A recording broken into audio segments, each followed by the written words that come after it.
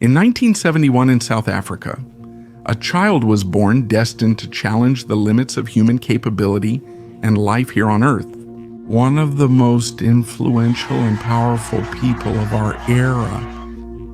He's really the most driven person I think I've ever met, but at the same time, one of the most polemic and controversial figures. Go yourself, I don't care.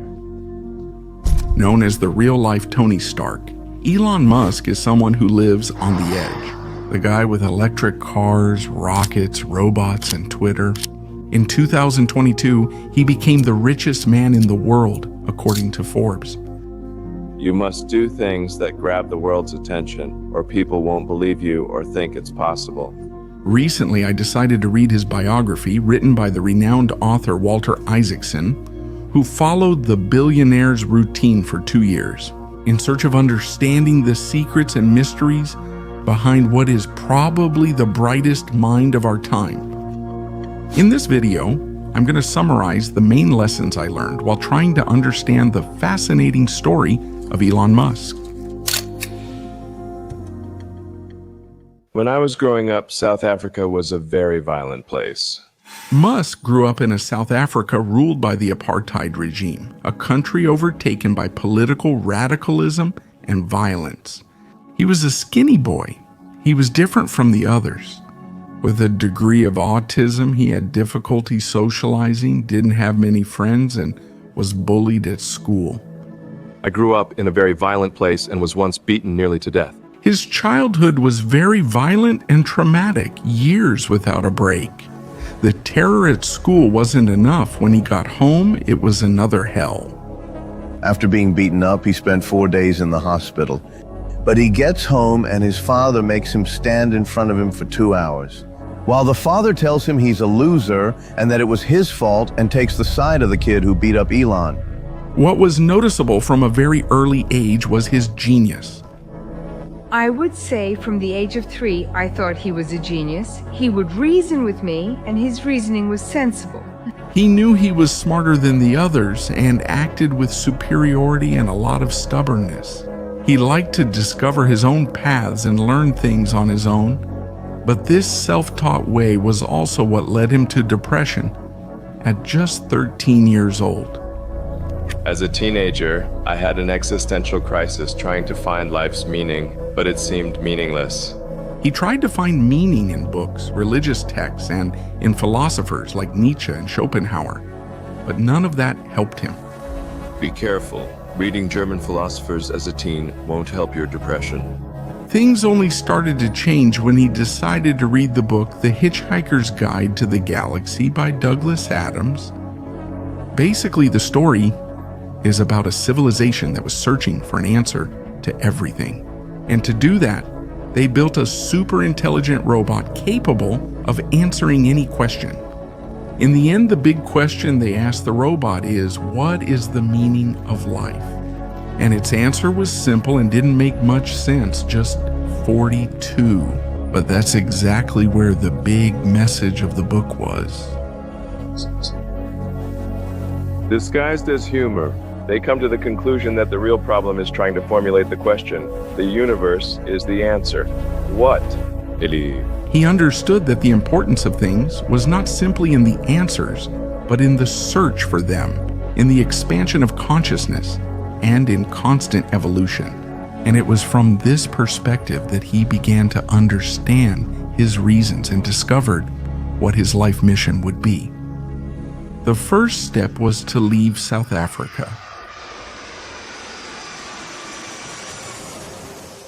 Elon Musk left his country at 17. He had 3 very ambitious goals in mind: to take people to Mars, to have sustainable energy on Earth, and to develop useful and safe robots for people. After graduating from college, Musk started his ventures, and it didn't take long for him to start reaping the rewards of his brilliant mind. At just 28 years old, he sold a software company where he pocketed $22 million. A good part of that money was used to found an online payment company, which quickly merged with the famous PayPal and was eventually sold to eBay. And then he moved up to a whole new level. At almost 30 years old, Musk pocketed $180 million. It could have been time to stop, but that had nothing to do with his plans. With unlimited ambition. Ambition to do what? Not a typical type of ambition. He always needs mental stimulation. The problems he tackles must become increasingly complex over time to keep him interested. Musk invested almost all that money in a rocket company and an electric car company. From a financial point of view, it was crazy. Who invests $100 million, more than half of their wealth, in a rocket company, and without any degree or technical qualifications in the field? For critics in the media, it was unthinkable. Você é autodidata? Yes, I'm self-taught. I don't have a degree in aerospace engineering. But Musk didn't care about media approval. He wasn't too worried about getting a return on his investment either. He just wanted to start working on his big life projects. SpaceX was his chance to get people to Mars, and Tesla, where he invested the other $80 million.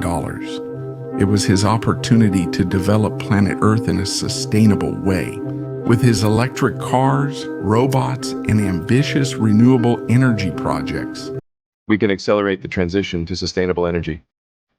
I'm confident in Tesla's future that it will do well. but the truth is that it wasn't easy at all.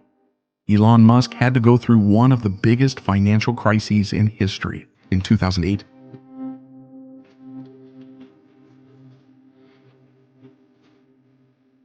Several automakers shut down, and Tesla was just days away from going bankrupt.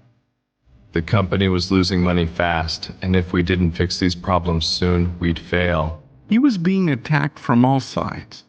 The traditional automotive industry didn't take him seriously, and customers had no confidence in the brand. They were basically saying, he's this cheeky guy from Silicon Valley who thinks he can make a car. He's gonna fail. How did you feel at that stage? Well, I felt pretty miserable, honestly. It honestly looked like we were going to fail. We almost ran out of money. At the end of 2008, I invested my last funds into the company. You risked your fortune, right?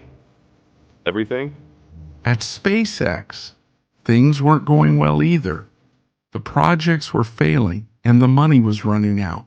Musk had already become a joke in the media because of his destroyed rockets.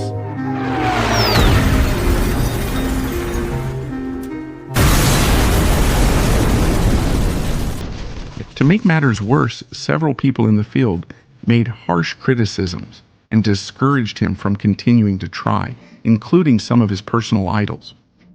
There are American heroes who don't like this idea. Neil Armstrong and Gene Cernan have both testified against commercial spaceflight and the way that you're developing it. And I wonder what you think of that. I was very sad to see that because those guys are,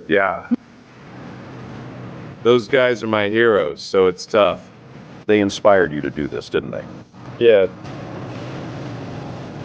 And to see them casting stones in your direction. it's difficult. There were 3 rockets in a row that failed. But for him, if you don't have at least 20% failures, you're not trying hard enough. Quando você teve aquele terceiro fracasso seguido, você pensou, preciso desistir disso? Okay. Why not? I don't ever give up. And lift off.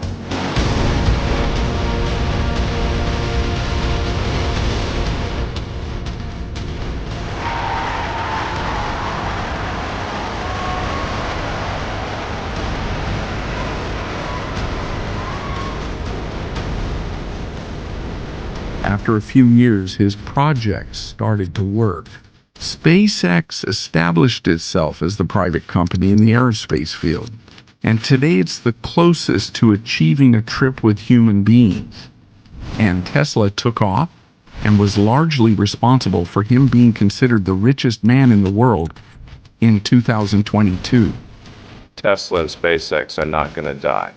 Before they believed they had just been ignored or mocked. We're finally making progress, and they're seeing us as a real threat. This window of opportunity is open for life to go beyond Earth.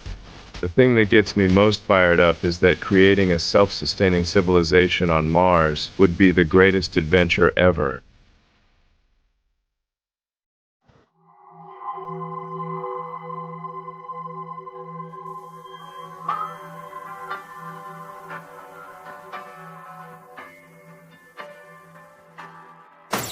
I think most of us have things that drive us, and sometimes there are some demons from childhood. The question is whether you control those demons or they control you. And in Elon Musk's case, the answer is both. It's clear how the traumas from Musk's childhood are the roots of this unbridled ambition and his consequent success. But it's clear how at times those same demons from the past completely take over him. Even the most golden among us, they have stellar careers. But if you look at the other areas of their lives, you'll see where their demons manifest themselves. Obviously, the dedication and determination he used to run his two major companies were not the same at home. His absence made his first wife, with whom he had 5 children, start to feel insignificant. And after 8 years together, they both agreed to sign the divorce papers.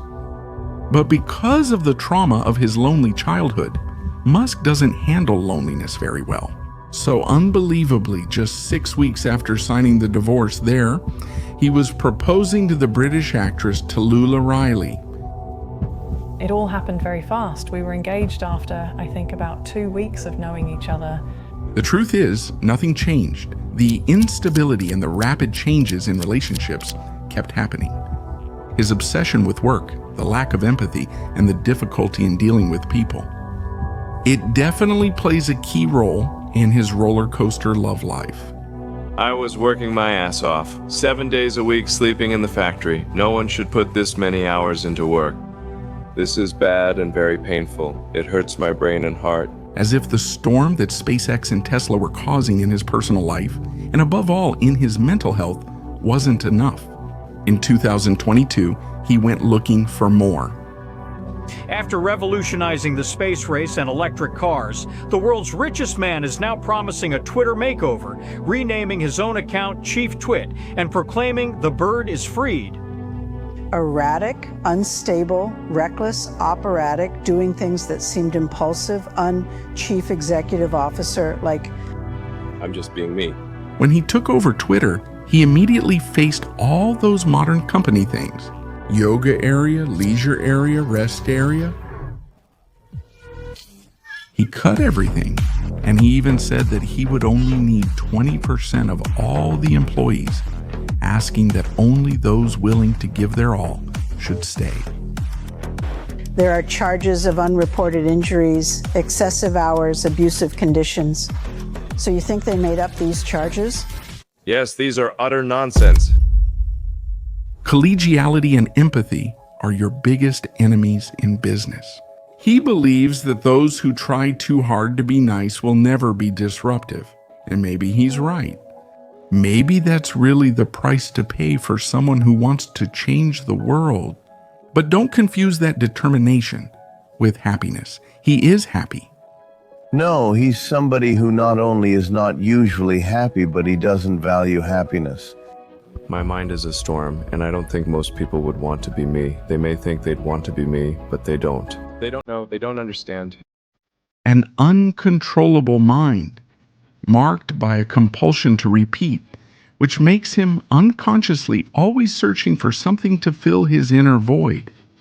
Whether it's having more children, seeking new relationships, or creating new companies and projects, a compulsion that, while it makes him achieve the impossible, also prevents him from confronting and overcoming the traumas of his past. I started by discussing his adolescent existential crisis as he searched for life's meaning, and without a doubt, that remains his main issue. Albert Einstein once said that no problem can be solved at the same level of consciousness that created it, and that's also Elon Musk's view. He believes that to answer the fundamental question of our existence, we need to go further. I think it's important that humanity become a multi-planet species. We need to expand our consciousness to horizons never explored before. Deep down, He knows that even if his plans work out, he might not even find that answer. But that's okay.